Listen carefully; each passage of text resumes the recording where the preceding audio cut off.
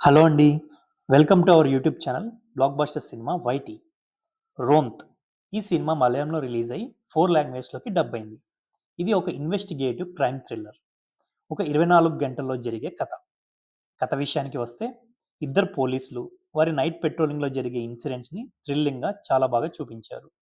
ఒక senior police officer తన జూనియర్‌కి మధ్య జరిగే సంభాషణలు, ఇనీషియల్‌గా వాళ్ళిద్దరి మధ్య వచ్చే భేదాభిప్రాయాలు చాలా బాగా ఉంటుంది. సీనియర్ పోలీస్ ఆఫీసర్‌గా నటించిన 'దిలీష్ పోతన్', జూనియర్‌గా నటించిన 'రోషన్ మాథ్యూ' వాళ్ళ పెర్ఫార్మన్సెస్‌తో అదరగొట్టారు.